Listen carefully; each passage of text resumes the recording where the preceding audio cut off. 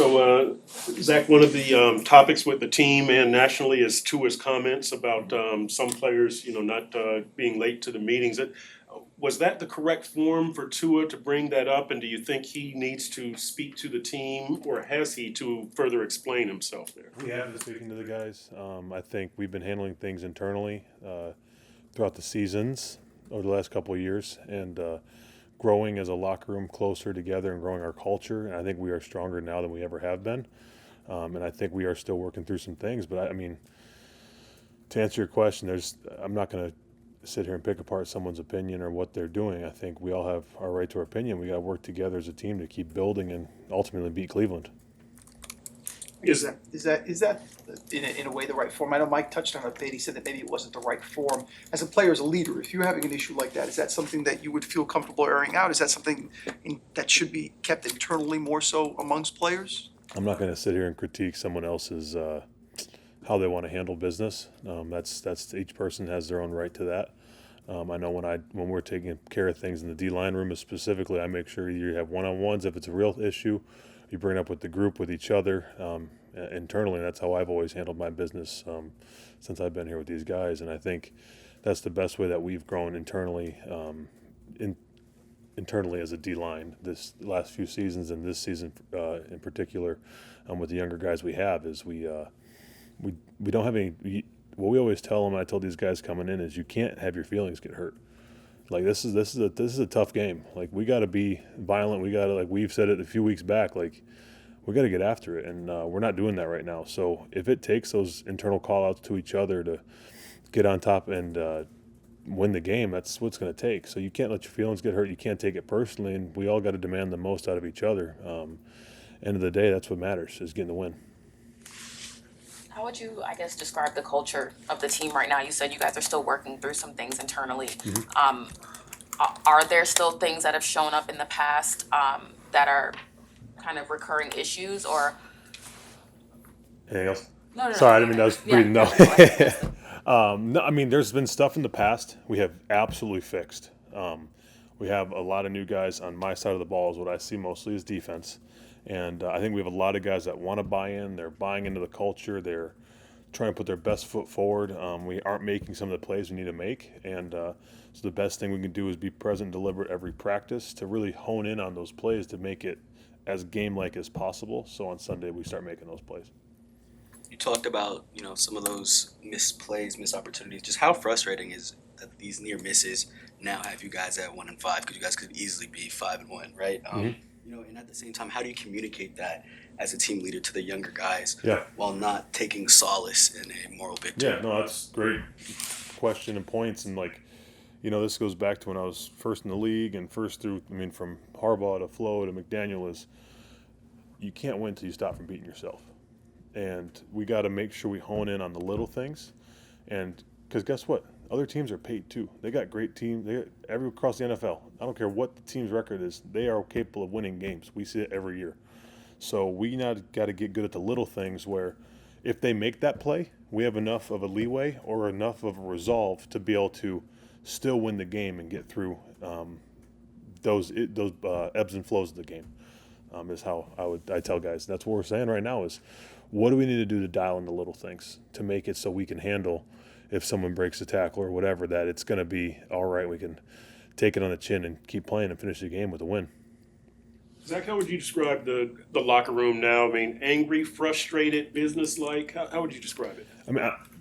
I'm frustrated. We're 1-5 right now. We need to start building together on everything we just talked about and really kind of just pull these wins in and you start building. You go 1-0 this week and just go from there. I'm curious for you. Go ahead, Eric. Go ahead. I'm sorry. These last 5 years, Zach, with you obviously having a major role, run defense has been very good. How shocked are you? How disappointed are you that has not been the case this year?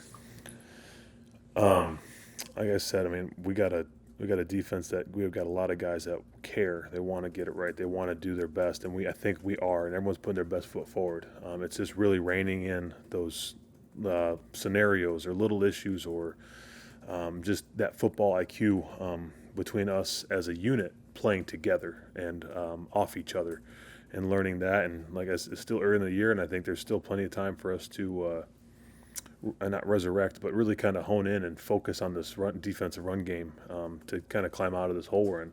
But end of the day, there's not enough time to slack off. So I think we got to. That starts with this week. One of the things too I did say yesterday was talking just in general about leadership. Obviously, you're a leader who takes that with pride. How much do you think that role has put a burden on you or pressure on you to try to feel like you have to help get this fixed as a leader? I tell everyone. I'm reading a book right now. Jocko Willink is Extreme Ownership, and the biggest thing is no matter where you stand in the team or in the leadership or in the organization, every single individual has to take ownership of their part. And wherever you fall as a leader of your D-line room or defense or the team or head coach or whoever, every one of us is taking ownership. And if we all do that to get things right, we'll get it right. So that's what I say. And I say it takes less off once you take that ownership of each other, and then it can, as a whole front, we can move forward. Zach, being 1-5, obviously you guys have enough to worry about just overcoming all of that. Something like that, what happened yesterday with Tua pops up. Does it test this team even more, or is it not really a major concern as far as testing the team and camaraderie within the team?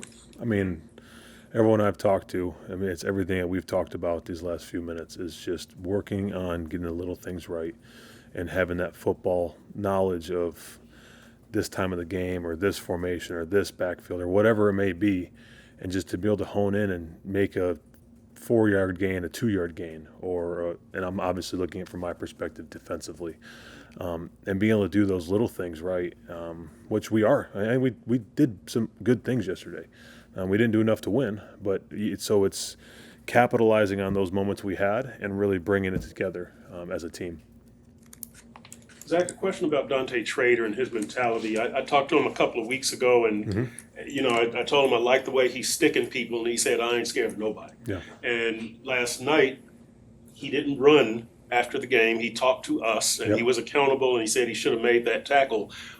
Does that square with your impressions of Dante? 100%. Talking with him over this year, I just have all this respect for that kid. I think he got the world ahead of him. He has a lot to learn, but he's growing. He wants to get it right, and he cares, and he loves the game, and that's all you can ask for.